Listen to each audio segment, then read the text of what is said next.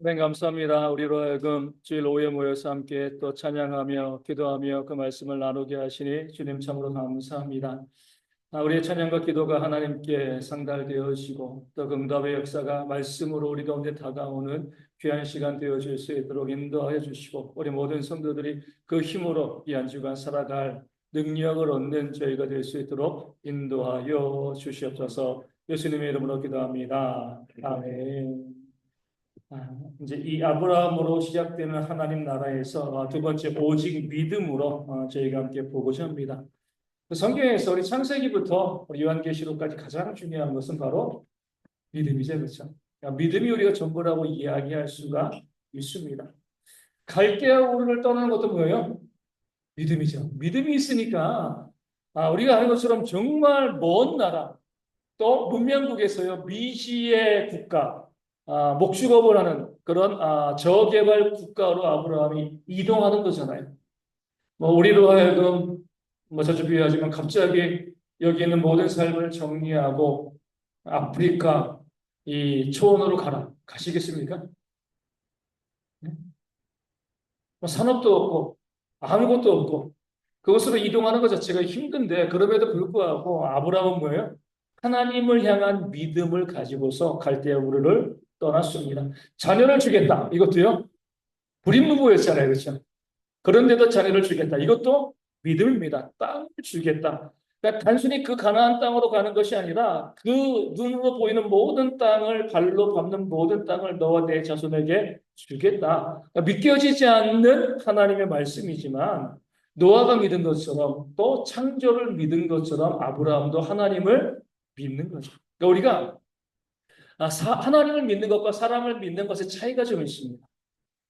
하나님을 믿을 때 하나님 자체를 믿는 거죠. 하나님을 믿는 거예요.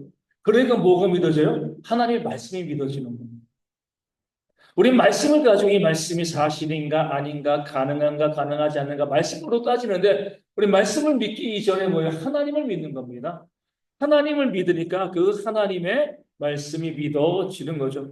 창조에 대해서도요. 우리가 이 창조의 말씀을 따지고 과학으로 이야기할 수 있지만 전능하신 하나님이 계시다라고 하면 그 창조가 믿어지는 거죠. 하나님께서 전능하신 분께서 온 우주를 창조하시는 것이 불가능하겠는가? 말도 안 되는 소리죠. 그렇죠? 하나님 여호와를 믿으니 이를 그의 의로 여기시고 아브라함은요. 하나님의 말씀을 믿기 전에 누굴 믿은 거예요? 하나님 여호와를 믿은 겁니다. 하나님을 믿으니까 그의 창조와 그의 역사와 모든 약속들이 다 믿겨지는 겁니다. 그러니까 창세기 1장부터 쭉 요한계시록까지 우리는요, 성경은 하나님을 믿으라 그럽니다. 목사님 말씀을 믿어야죠. 하나님을 믿으니까 말씀이 믿어지는 겁니다. 그 하나님은요, 완전하신 하나님이시기 때문에 그 말씀도 완전한 거죠. 하나님이 곧 말씀이잖아요. 하나님을 믿으니까 말씀도 믿는 겁니다. 이것을요, 이용해 먹는 사람들이 있습니다. 하나님을 믿는가? 하나님의 말씀을 믿는가? 무엇을 믿는다고요? 하나님을 믿는 거죠. 그러니까 그 말씀이 믿어지는 거예요. 그런데 이것을 누가 이용해 먹어요? 이단들이 이용해 먹죠. 나를 믿으라 그럽니다. 내가 하는 말의 내용이 아무리 얼토당토 안 해도 말도 안 되는 내용이라 할지라도 나를 믿어. 여호와를 믿는 것처럼 나를 믿으면 내 말도 믿겨질 거예요. 가능한가요? 가능하지 않죠. 왜냐하면 사람은 완전하지 않잖아요. 하나님은 전능하시고 완전한 존재이기 때문에 하나님을 믿고요. 그 말씀을 믿는 겁니다. 사람은 어때요? 그 말을 믿고 그 사람을 믿는 거예요. 거꾸로 가는 겁니다. 사람에게 하나님처럼 요구하면 안 돼요.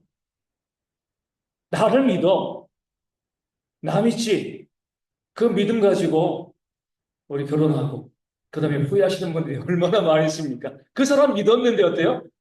그러니까 사람은요, 믿음의 대상이 되어질 수가 없습니다. 하나님은 믿음의 대상이죠. 전능하시고 완전하시니까. 근데 사람은 어때요?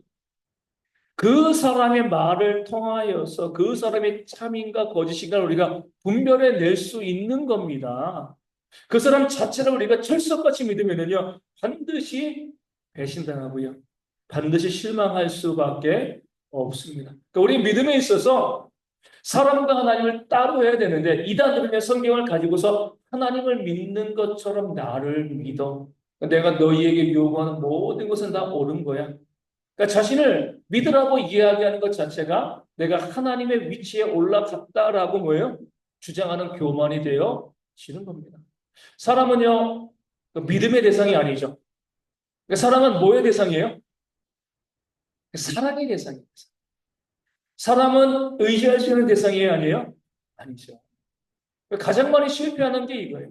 자꾸 사람 의지하고 사람 믿습니다. 그러다가 자꾸 실패하고 넘어지죠. 그러니까 사람은요, 그냥 우리가 사랑하면 돼요. 그러니까 사랑의 대상인 거예요. 나를 배신해도 괜찮습니다. 내가 의지하지 않고 믿지 않았기 때문에 괜찮아요. 그 사람은 그냥 사랑하면 되는 거예요. 내가 할 수 있는 한 최선을 다해서 그 사람을 사랑하는 것이 우리의 모습이지 그 사람 자체를 믿고 신뢰하고 의지하면 반드시 넘어질 수밖에 없습니다. 아브라함 여호와를 믿으니 너도 하나님을 믿으니 그리고 성경에 있는 모든 인물들도 하나님을 믿는 것. 그리고 나서 그 하나님의 말씀을 믿고 그 믿음으로 우리가 살아가게 되어지는 겁니다. 세 번째 보면 그 믿음과 순종의 관계가 있습니다. 믿음과 순종은 어떤 관계가 있죠? 믿음과 순종? 같은 말이죠. 그렇죠? 믿는데 순종하지 못한다. 그러니까 우리가 이 시대 교회의 가장 큰 문제가 이거예요. 믿기는 믿는데 순종하지는 못해요. 이거는요, 모순된 말입니다. 믿으면은요, 순종하는 거죠. 자주 말씀드리지만, 지금 금 한 돈에 얼마예요? 60만 원 정도 뭐 가죠? 우리 정윤이가 2004년도에 돌잔치를 했습니다. 그때는 어때요? 2004년도만 해도 돌잔치에 가장 기본적으로 뭘 줬어요? 금반지 한 돈. 그때는 얼마요? 5만 원. 5만 원이었습니다. 2004년도 20년 전에 5만 원이에요. 근데 지금은 어때요? 60만 원. 만약에 제가 2004년도에 우리 이승규 집사도 이제 그때도 알고 있었지만 어찌되었건 재산 다 팔아가지고 금을 사.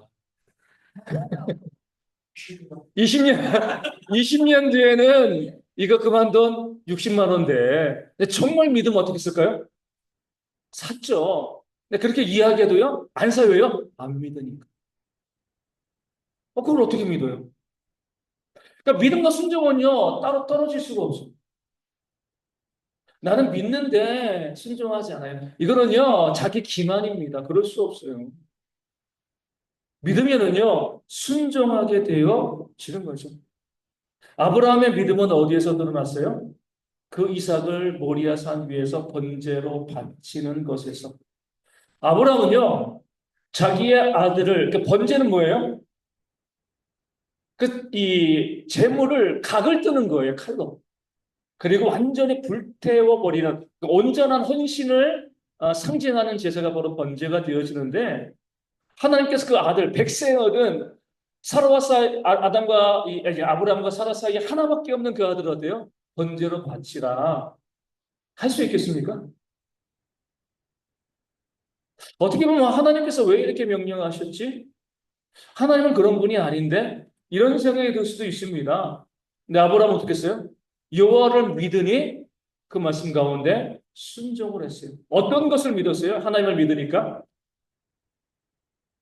우리 히브리서에 이 아브라함이 모리아 산에서 이삭을 번제로 바칠 수 있었던 그 믿음에 대해서 이야기가 나오죠. 무엇을 믿고요? 그 죽은 자를 다시 살리실 것을 믿고. 우리가 보면 아브라함의 믿음은 우리가 정말 순전한 믿음이라는 것은요. 아브라함이 그 아들 이삭을 번제로 바치라고 명령을 들었을 때 그 말씀에 순종할 수 있는 것은 오직 믿음이죠. 하나님께서 우리 성경을 잘해야 돼요. 아브라함에게 무엇을 약속했어요? 생명하고 번성. 그것도 맞는 말이죠. 그렇죠?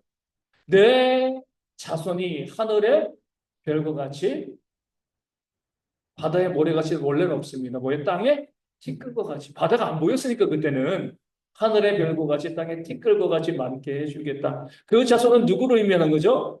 이스마엘이 아니죠? 아브라함과 사라 사이에 태어난 그 자식 한 명밖에 없잖아요. 하나님의 약속은 뭐예요?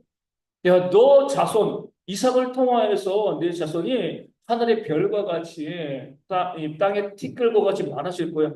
그런 말씀을 주시고요. 그 말씀을 믿었습니다. 그런데 그 이삭을 번제로 바치라고 해요. 말이 되는 건가요? 예를 들어서 이삭을 모리아산에서 번제로 바치라 말씀하실 때 이미 이삭이 결혼해서 자식을 낳았으면 상황이 달라집니다. 이삭이 죽어도 자손이 있는 거잖아요. 그렇죠? 근데 하나님께서 이삭을 통해서 너와 사라를 통해서 너의 자손이 그렇게 많아질 거야 약속해 주셨는데 이삭을 또 죽이라고 하시는 겁니다. 이삭이 죽으면은요 하나님의 약속은요 실패잖아요. 그렇죠? 아브라함이 이것을 캐치한 거예요. 이삭은 절대로 안 죽는다. 내가 죽여도 다시 살리실 것이다. 하나님의 약속은 무엇이냐면 나와 사라를 통해서 태어난 이 이삭을 통해서 그 자손들이 하늘의 별과 같이 땅의 티끌과 같이 많아진다는 약속인데 왜 아직 이삭이 결혼도 안 하고 자식도 낳지 않았는데 모리아 산에서 번제로 바치라고 하셨을까? 그럼 내가 번제로 바쳐도 왜요? 다시 살리실 거예요. 그 믿음이 있으니까 이삭을 번제로 바치는 거예요. 그러니까 하나님의 말씀에 대해서 아브라함은 지혜로웠어요. 그 약속의 말씀은 결코 폐하여지지 않아. 그것을 믿으니까 어때요? 이삭을 번제로 바침에 있어서 조금도 지체할 이유가 없는 겁니다. 어차피 안 죽이실 거예요.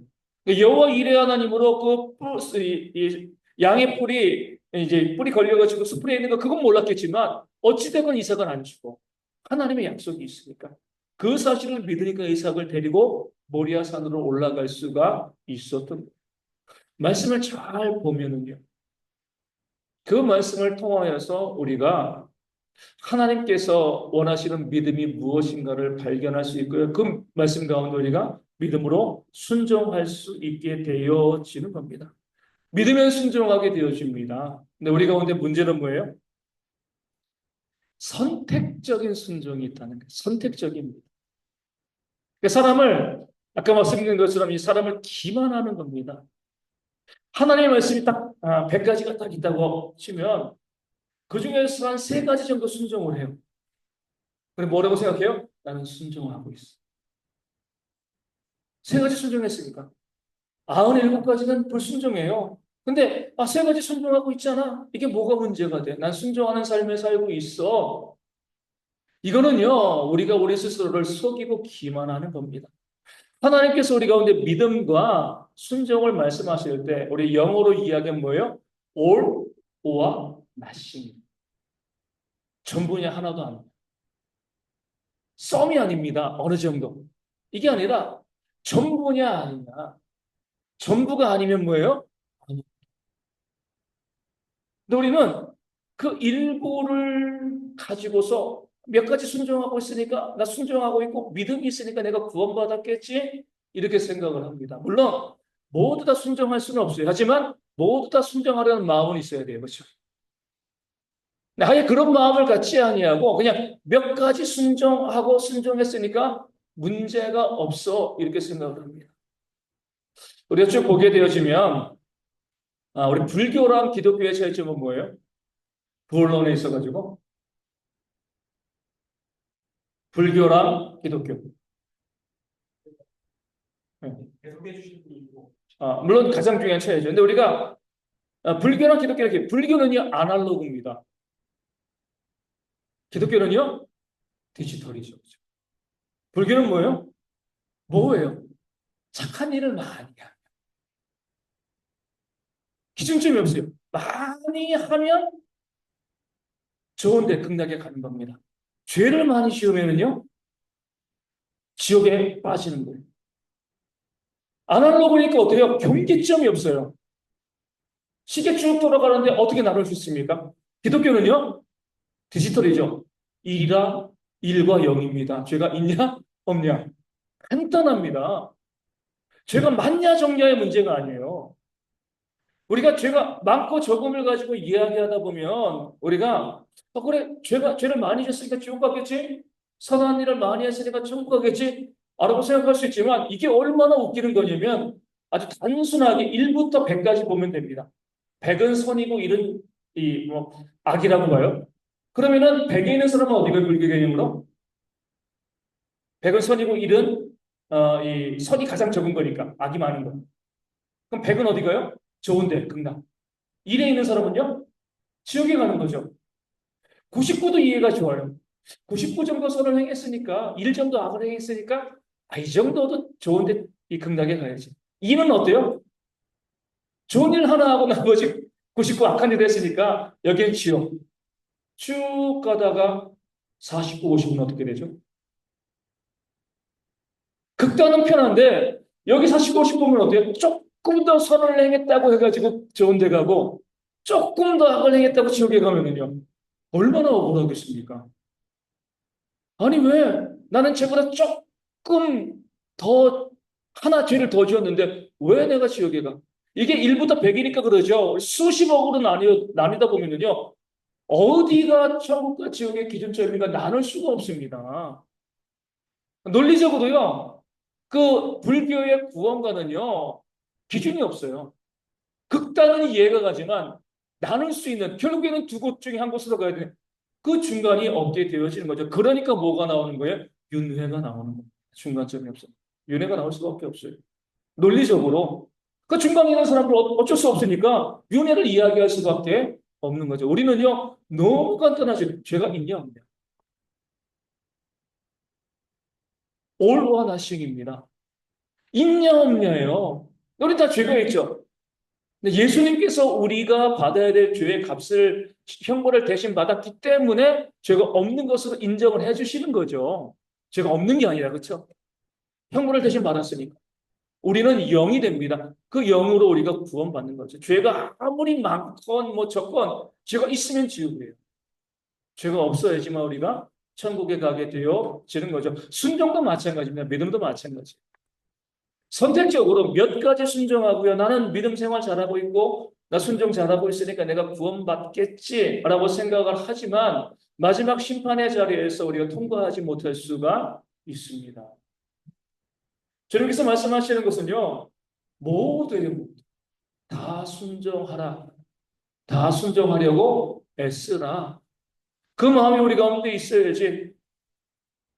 그렇게 하지 아니하고 우리가 몇 가지는 순종하고 나머지에 대해서는 자꾸 핑계를 대면 성경은 뭐죠? 심은 대로 거두는 거죠. 우리가 하나님 순종하지 못한 것에 대해서 핑계를 댑니다. 그럼 하나님은 뭐라고 말씀하실까요? 내가 너를 구원해 줄 수 없는 핑계를 댈게. 이렇게 말씀하시죠. 똑같이 반응하시는 겁니다. 내가 핑계를 대면 하나님도 핑계를 대시는 거죠. 결국 안 해주시는 겁니다. 아브라함은요, 그 아들 이삭을 모리아산에서 번제로 바치기까지 순종해서 하나님을 믿으니까. 우리 하나님께서 지금 우리 가운데 그 명령하시는 것이 그보다 더 어려운 것이 있나요? 없잖아요. 그렇죠? 네, 우리는요, 하나님의 말씀에 온전히 순종하지 않는, 선택적으로 순종하는 그런 모습을 가지고서, 나는 그래도 믿음이 있으니까 나는 구원을 받겠지. 그렇게 이야기하지만 이것은요, 어리석은 착각일 수가 있습니다. 그러니까 우리가 믿음으로 구원받는 것만큼 어려운 게 없어요. 제가 봤을 때는요, 돈 1억 내면 천국 가 이게 제일 편한 것 같아요. 1억 벌면 되는 거잖아요. 그렇죠? 헌금하면 되는 거예요. 그러면은 뭔 짓을 해도 천국 가니까 얼마나 좋아요. 근데 믿음으로 우리가 천국에 간다. 이거 정말 어려운 겁니다. 안 믿겨지는데 어떻게 믿어요? 그 순종하려는 그 삶을 살아가는 게 얼마나 어렵습니까? 그래서 우리가 교회 다니지만 정말 구원받을 수 있는 사람들이 그렇게 많지 않다는 것을 우리가 생각하셔야 돼요. 다시 말씀드리지만 저도 모든 것을 다 순종하지는 못합니다. 하지만 순종하려고 했어요. 말씀 가운데. 그런 것이 있으면 하나님께서 우리를 인정해 주시는 거죠. 내 시당초 순종 안 하고 순종하려는 마음을 갖고 있지 아니하고요.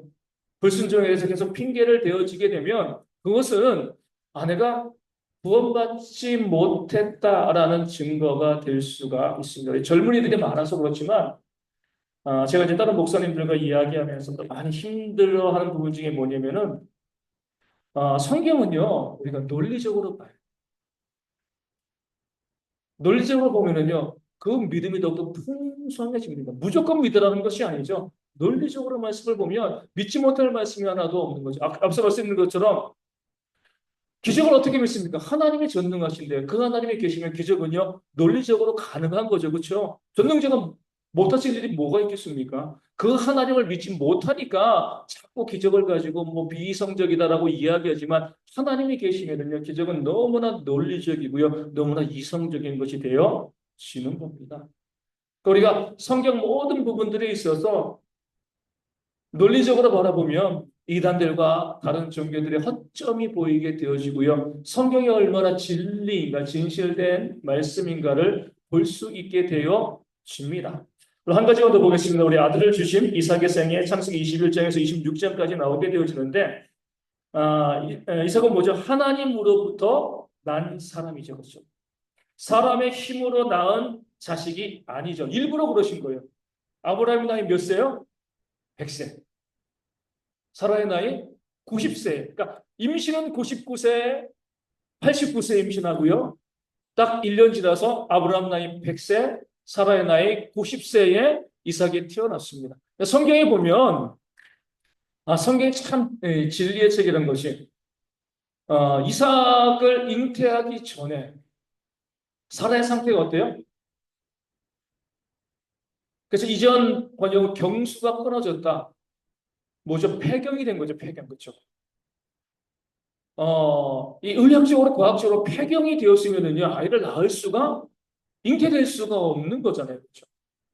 근데 하나님께서는 사라가 폐경될 때까지 기다리시고, 폐경되지 않는 상황에서, 사라가 90세까지 폐경이 되어지지 않았다.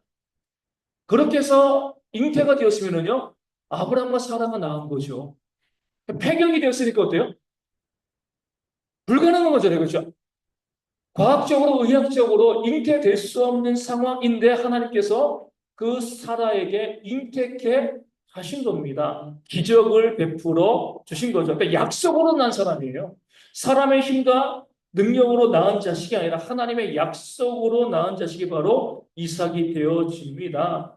그렇기 때문에 아브라함이 앞서 말씀드린 것처럼 물론 이제 하나님의 약속의 말씀을 믿었지만 어차피 그 아들은 뭐예요? 내가 낳을 수 없는 자식인데 하나님께서 번제로 바치라고 하시니까 내 자식이 아니니까 뭐예요?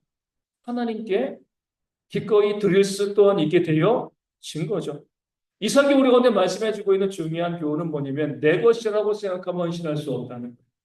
오늘 아침에 말씀드린 것처럼 하나님이 주셨다. 하나님의 것이다. 이 고백이 있으면 어때요?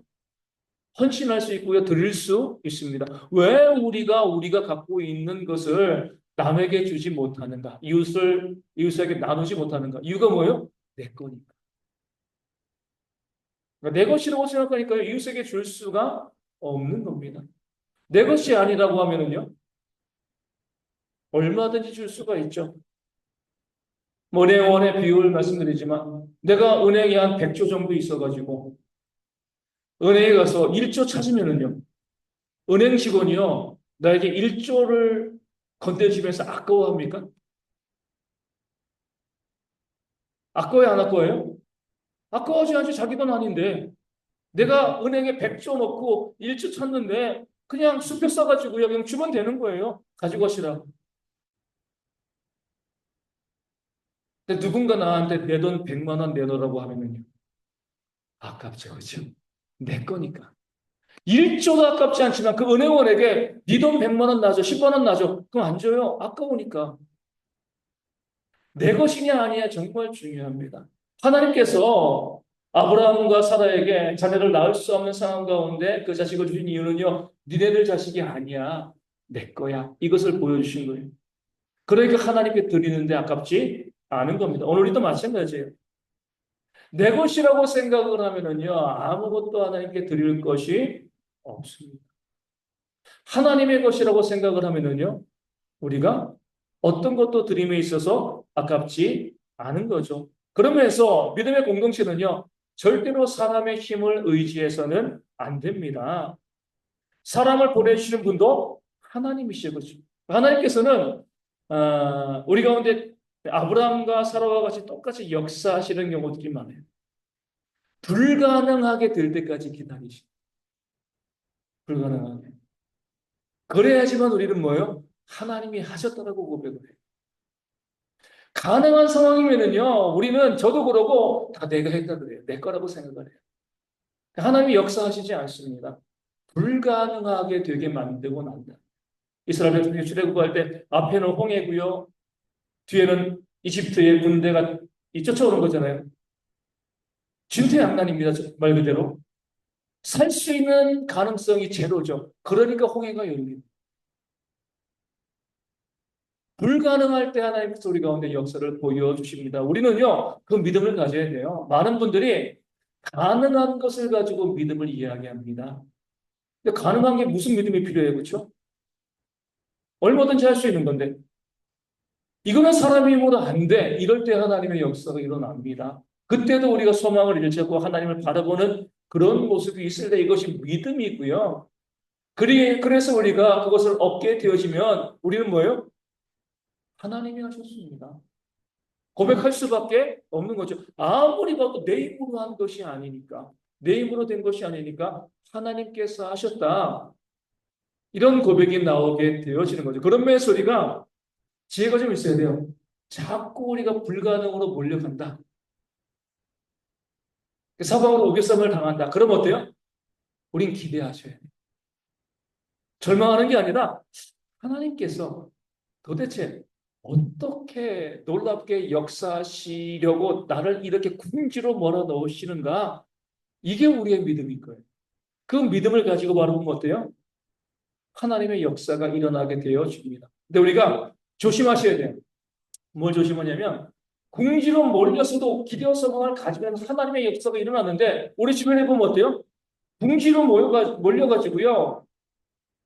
더 망가지는 사람들이 있습니다. 왜 그래요? 궁지로 몰리니까 그 몰린 상황 가운데 하나님 의지하지 않고 제멋대로 그 안에서 그냥 포기하고 도망가고 그런 사람들이 발생하는 거죠. 고난 자체가 우리 가운데 하나님의 역사를 만들어주는 것이 아니에요. 그 고난 속에서 믿음을 지키느냐. 시편 23편에 보면 목자가 양을 어디로 이끌어요? 사망의 음침한 골짜기로 이끌어 갑니다. 왜 목자가 그 양들을 사망의 음침한 골짜기로 이끌어가죠? 자주 말씀드리잖아요. 그 사망의 음침한 골짜기를 지나가야지 푸른 풀밭과 쉴 만한 물가가 있기 때문에. 그러니까 목자 입장에서는 그 양들에게 좋은 풀과 시원한 물을 먹이기 위해서 그 중간에 사망의 음침한 골짜기가 있으니까 그쪽으로 지나갈 수밖에 없는 거죠. 그 길을 아니까 양들의 입장은 어때요? 왜 여기로 우리를 인도할까? 두 종류의 양이 발생할 수 있습니다. 그 사망의 음침한 골짜기에서 목자만 믿고 따라가면은요, 풀밭과 물가로 인도됨을 받아요. 그런데 목자를 의심하고요, 사망의 음침한 골짜기에서 그 대열을 이탈해 버리면, 내가 도망가 버리면 누가 기다리고 있는 거죠? 늑대와 이리와 그 들짐승들이 기다리고. 고난이 우리 가운데 다가오는데 이 고난 가운데서도 믿음을 지키면은요, 하나님의 역사를 경험하게 되어지지만 고난 가운데 우리가 뛰쳐나가고요. 그 믿음을 버리게 되어지면 더 큰 고난과 어려움을 당합니다. 근데 문제는 전자보다는 누가 많아요? 후자가 많다는 거예요. 그렇죠? 그러니까 우리가 보기에는 야, 고난 가운데서도 하나님의 역사가 없어. 이렇게 느껴지는 거죠. 정말 하나님의 살아계심을 우리가 믿는다. 하나님의 이 구원하심을 믿는다라고 하면 온전히 믿으셔야 돼요. 고난 가운데 우리가 비록 계속 밀려가도 하나님이 우리를 사랑하시니까 우리에겐 길이 보이지 않아도 하나님은 길을 만들고 예비하고 계신 줄로 믿습니다. 그 믿음을 가지고요. 고난 가운데 믿음과 소망을 잃지 마세요. 이게 승리의 비결입니다. 고난 가운데 믿음과 소망을 잃게 되어지면요, 무너집니다. 그래서 우리가 고난이 있다 할지라도 하나님께 쓰는 길이 있다는 것을 믿고요. 나아갈 때 아브라함이 이삭을 얻은 것처럼 그 약속의 자식을 얻고요. 고난 가운데 하나님이 주시는 역사를 경험하는 우리가 되어질 줄로 믿습니다. 여기까지 보고요. 우리 찬송가 406장, 406장에서 함께 찬송하도록 하겠습니다. 찬송가 406장입니다.